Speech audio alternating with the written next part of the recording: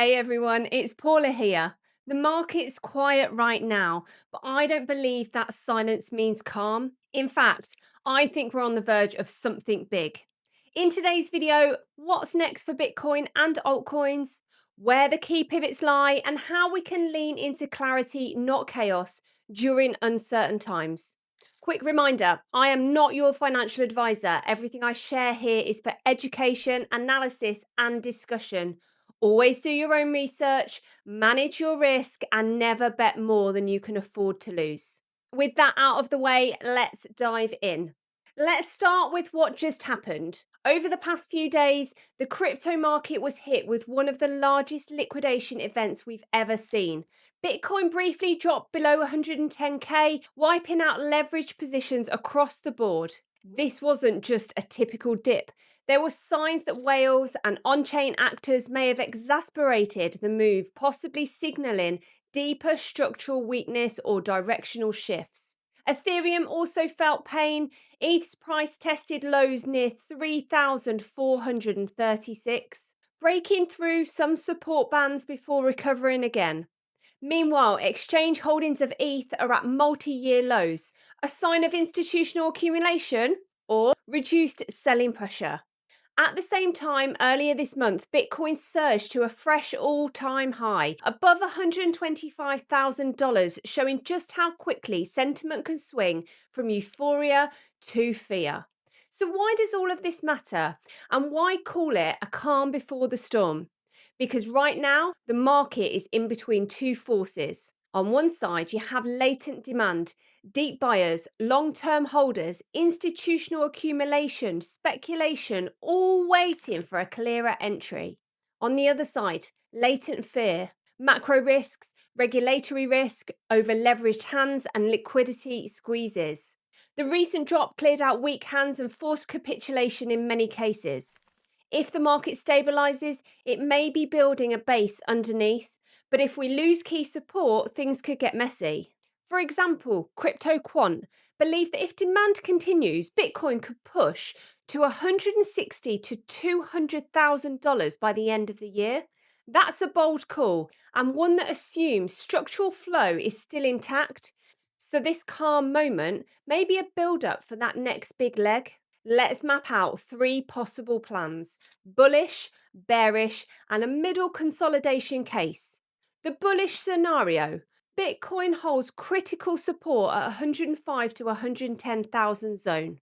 We see renewed inflows, momentum, and rotation into altcoin.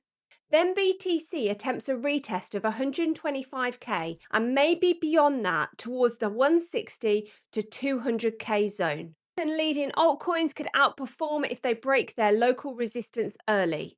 Now for the bearish downside scenario. We retest lower zones, for example, 90 to 100k for Bitcoin. Altcoins could crash harder, sentiment turns deeply negative, and we see capitulation in speculative assets. Liquidity, margin call cascades, and external macro shocks could amplify.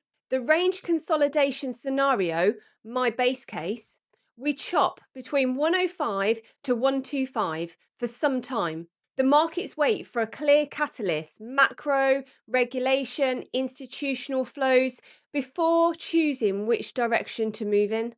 I lean towards this range mode for now because after such a violent shake, markets typically consolidate, digest, and then break.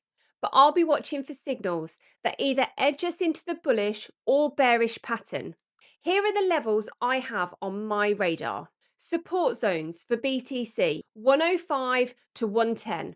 If that fails, 90 to 100 becomes vulnerable. Resistance zone 125 is immediate resistance. Above that, the path could aim for 140k plus. Watch how ETH behaves around 3,500 to 4,200. If it can reclaim its support band, it has room to breathe. So what catalysts and triggers are we looking for that could tip the scale? The US-China trade tensions and macro shock events. It could be regulatory or policy announcements, especially in the US or the UK. And then there's on-chain metrics, whale movements, exchange inflows or outflows, options and futures. And then there's altcoin leadership. If a few mids break out, that often signals broader confidence. In short, I'll be watching directional confirmation more than trying to call a precise turning point. So, what does it mean for us and how do we play it? For those tuning in and trading or holding, here's how I'm thinking about it. Don't rush in. Wait for confirmation of direction before committing heavy positions. Use tight risk controls, stop losses, or hedges. Consider layering in small entries on strength rather than all at once. Keep exposures manageable. Speculative altcoins, especially, are more vulnerable. Watch how Bitcoin behaves on retests of support or resistance zone. That will clue us in. This calm before storm phase is a time for observation, discipline, and preparing. If you get caught chasing, you risk being on the wrong side of the move.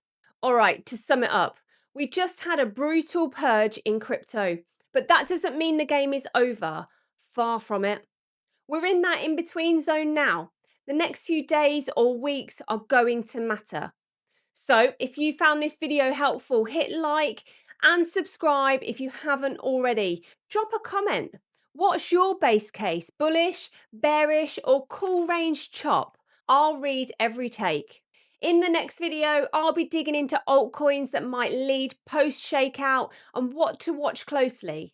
Stay sharp, stay balanced, and I will see you on the next one.